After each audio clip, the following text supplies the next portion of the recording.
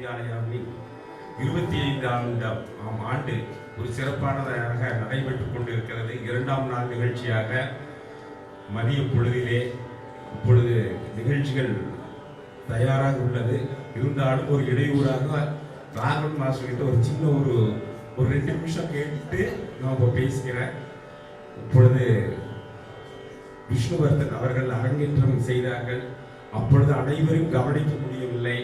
அதனால் மன்னித்தருளி ஜனார்தன் அவர்கள் இந்த ஆசிரியர் இந்த மரியாதையை ஏற்றுக்கொண்டு விஷ்ணுவர்தனை ஆசீர்வாதம் செய்யுமாறு அன்புடன் கேட்டுக்கொள்கின்றோம்.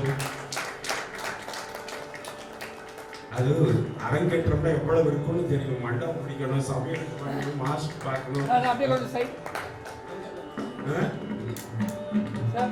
கிரி கிரி கிரி மாதிரி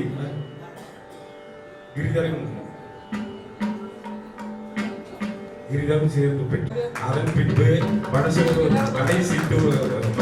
மாவட்டத்தில் ஜனார்தனன் நிறைய வாத்தியார்கிட்ட குப்புராஜன் நிறைய படிச்சுக்கிட்டே இருக்கோம்.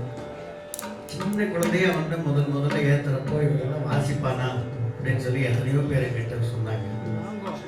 அப்பெல்லாம் நான் தப்பாக தான் வாசிப்பாங்க. குழந்தைங்க அப்படித்தான் இருக்கும். எல்லாமே கரெக்டாக வாசிச்சதுன்னா அப்புறம் என்னது? அந்த மாதிரி ஏற்றின பசங்களில் இவரும் ஒருத்தர்.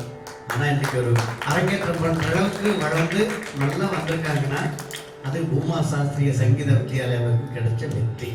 புரிஞ்சுது? 25 ஆண்டுகள் எதுக்காக நம்ம உழைக்கிறோமோ அது ஒரு குழந்தை மேலே பரிமளித்து வரும் பொழுது அது எங்களுக்கு கிடைக்கிற ஆனந்தம், அந்த ஆனந்தத்துக்கு இணையாக ஒன்றுமே இல்லை. 19 ஆண்டுகள்